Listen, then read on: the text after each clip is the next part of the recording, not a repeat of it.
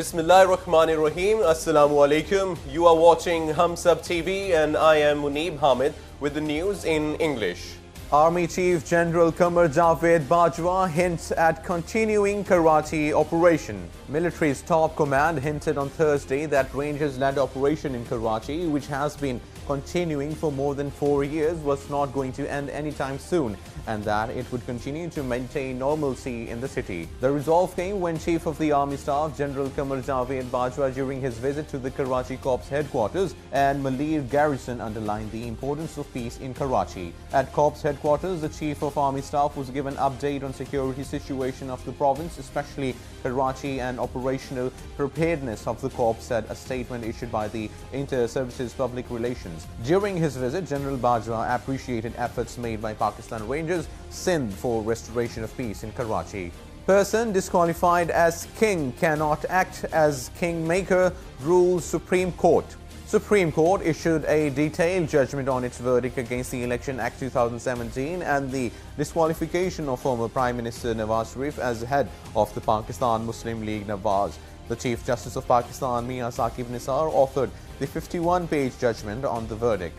In its judgment, the Supreme Court observed to hold that a person who is disqualified to be king can nevertheless be given a free hand to operate as a kingmaker, who may, despite lacking qualification and without going through the electoral process, act as a puppet master, pull the strings, and exercise political power vicariously, would amount to making a complete mockery of the Constitution.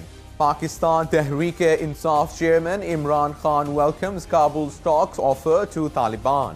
Pakistan Tehreek-e-Insaf (PTI) Chairman Imran Khan has hailed Afghan President Ashraf Ghani's offer to the Taliban to hold negotiations and recognize them as a legitimate political entity. I am happy that President Ghani has not only offered amnesty to the Taliban but has also invited them to their office in Afghanistan, he said while talking to the media at the Chief Minister's House in Peshawar on Thursday after attending a meeting of the PTI's Parliamentary Committee to discuss strategy for the Senate elections. He said that the Afghan government had finally realized that negotiations were the only option to end civil war in the country.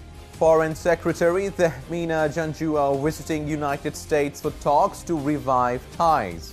Pakistan and the United States will make another major effort to improve bilateral ties next week when Foreign Secretary Tehmina Janjua arrives here for a series of meetings with senior American officials. Secretary Tehmina Janjua's March 6 to 8 visit follows a surprise trip to Islamabad last week by a senior Trump official, Lisa Curtis, who spoke of the need to build a new relationship with Pakistan after her talks with senior Pakistani officials. Ms. Janjua is scheduled to meet senior U.S. officials at the State Department, but it's still not clear if she will meet Ms. Curtis at the State Department or will hold a separate meeting with her and her staff at the White House.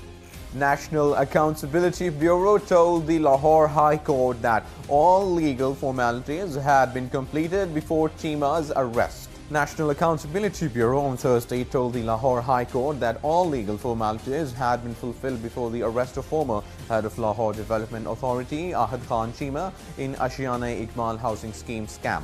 The NAB had initiated an inquiry into complaints received against fraud in the Low Housing Project of the Punjab government. Mr. Chima, being the then Director General of LDA, the executing agency of the project, was summoned more than once, but he failed to appear before the investigation team of the Bureau, said a written reply filed before a two-judge bench on behalf of NAB Lahore Director General. The reply further stated that the NAB obtained physical remand of Mr. Chima from the Accountability Court till March 5.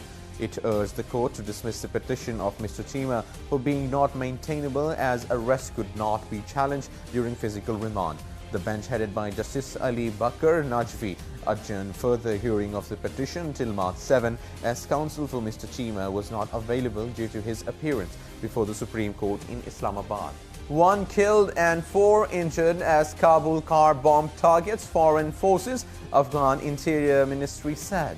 A suicide car bomb targeting a foreign forces convoy rocked eastern Kabul early Friday, killing at least 1 civilian and injuring 4 in an area where many expatriates reside, the Afghan Interior Ministry said. Unfortunately, around 9 a.m., a car bombing took place in Kabul Bay area of Kabul. Ministry spokesman Najib Danish told, giving the toll and adding that police are investigating. Earlier, Danish has said the explosion took place in the vehicle which he initially said belonged to an international contractor. Another Interior Ministry spokesman, Nasrat Rahimi, said it was not clear if there were foreign casualties following the blast. Bangladesh asked Myanmar to immediately pull back security forces and heavy weapons from the border. Bangladesh asked Myanmar to immediately pull back security forces and heavy weapons from the border after the troop build-up near camp housing thousands of stranded Rohingya stirred tensions on the troubled frontier. The Foreign Ministry summoned Myanmar's envoy and conveyed the country's concerns over the military build-up amid rising tensions following the influx of nearly 700,000 Rohingya refugees from Myanmar. Bangladesh's acting Foreign Secretary convened to the Myanmar ambassador in Dhaka that such military build-up will create confusion within Bangladesh and escalate tensions on the border, the ministry said.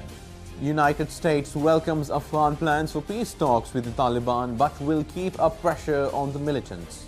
United States welcomes Afghan plans for peace talks with the Taliban but will keep up pressure on the militants until they are concluded, the U.S. ambassador said. The United States welcomes Afghan plans for peace talks with the Taliban but will keep up pressure on the militants until they are concluded, the U.S. ambassador said on Thursday.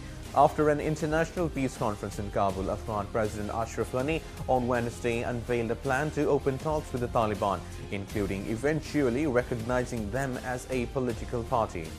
Fire kills at least 26 people in drug treatment center in capital of Azerbaijan. A fire killed at least 26 people in a drug abuse treatment center in Baku, the capital of Azerbaijan, a health ministry source told on Friday. Papua New Guinea has declared a state of emergency. Papua New Guinea has declared a state of emergency across its remote and rugged highlands, releasing government relief funds 4 days after a deadly quake flattened provincial towns and buried hamlets under landslides, killing at least 31 people. Stay mired by forbidding terrain and weather, as well as damaged roads and runways. Aid has not yet arrived in several large towns where it's most needed, local officials told. The emergency declaration made late on Thursday by Papua New Guinea Prime Minister Peter O'Neill cleared the way for 450 million kina, $135 million in government aid to flow, as well as help from the military. Automaker Subaru to replace president after faulty inspection scandal. Automaker Subaru Corp said it was replacing its president and overhauling its board after an inspection scandal, part of a string of compliance failings that surfaced last year and hit Japan Inc.'s reputation for quality control. Yasuyuki Yoshinaga will step down as president and be replaced by corporate executive vice president Tomomi Nakamura after approval at shareholders meeting in June, the company said. Subaru also announced 3 board members will be replaced. The move was reported earlier by the Nikkei. Yoshinaga, however, will retain his role as chief executive and will become chairman of the company. The retiring board members are also set to retain some roles with the company, with the previous chairman of the board to be appointed as special advisor. 2 arrested in Japanese fast-train bid rigging case. A Kajima Corp official and former executive of Taisei Corp were arrested on Friday as part of an investigation into the suspected rigging of bids for a Japanese high-speed rail project, prosecutors said. Prosecutors are investigating construction firms Kajima, Taisei Obayashi Corp and Shimizu Corp for suspected breaches of antitrust laws related to the $80 billion maglev rail line. The Tokyo's prosecutor's office said the 2 men were arrested on suspicion of colluding with Obayashi and Shimizu executives to illegally share orders for the project. In separate statements, Kajima apologized for causing concerns and said it was cooperating with the investigation, while Taisei denied antitrust laws had been violated. Backed by cheap government loans, the maglev project linking Tokyo, Nagoya and Osaka has drawn criticism for its cost and lack of export potential. Proponents led by Prime Minister Shinzo Abe says the project will spark badly needed economic growth The case has raised concerns that bid rigging is still a problem in the construction industry despite legislation introduced in recent years to stamp it out. 8 Turkish soldiers killed in Syria and 13 wounded, said Turkish army. Turkey suffered heavy losses during its offensive against the Kurdish militia in northwest Syria, with the military announcing that 8 soldiers were killed and 13 more wounded. The death toll released by the Turkish military staff in 2 separate statements makes Thursday one of the deadliest days for Ankara since launching its cross-border operation against the People's Protection Units in Syria's Afrin region on 20th January. Shortly after, it issued a second statement in which it announced that 3 more soldiers had been killed, as well as 6 wounded, without giving details of the circumstances.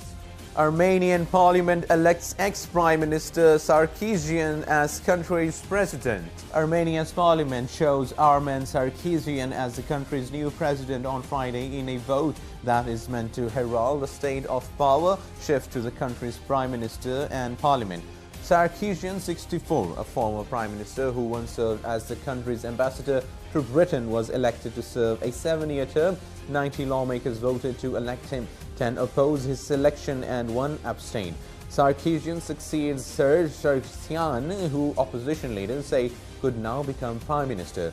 Armenia, a South Caucasus country of around 3 million people, is in line with some other former Soviet republics and countries in Eastern Europe in moving away from direct democracy, according to analysts. Outgoing Sarkisian became president in 2008 and nominated former Prime Minister Sarkisian to succeed him in January.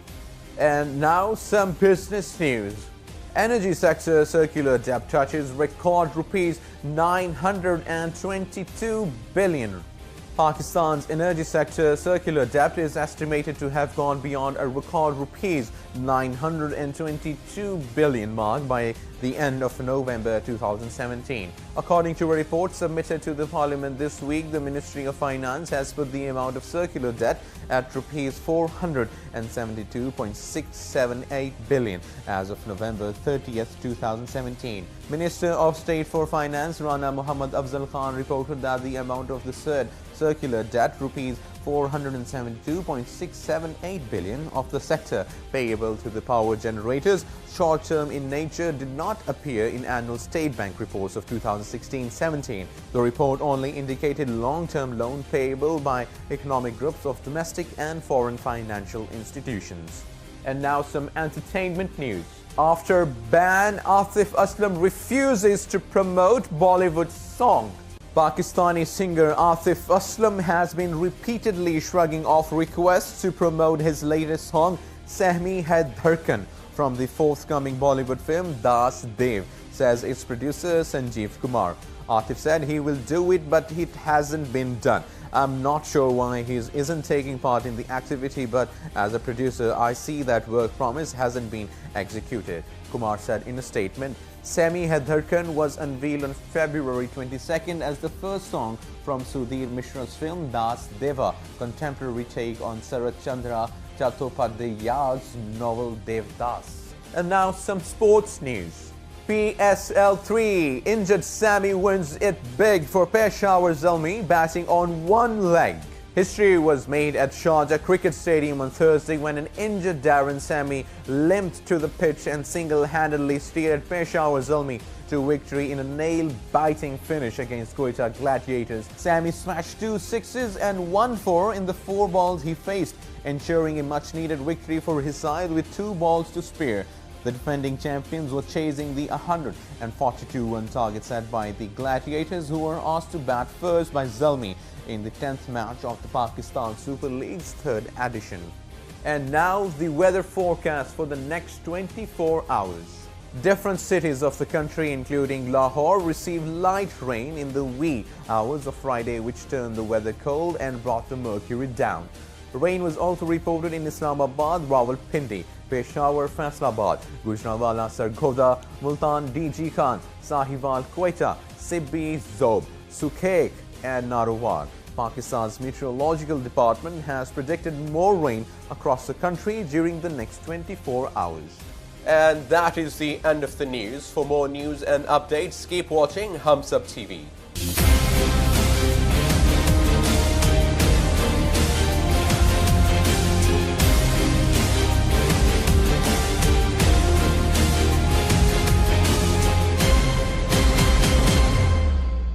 Please subscribe to HumSub.TV and hit the notification icon on the screen to get the latest updates of our channel. Thank you for watching HumSub.TV.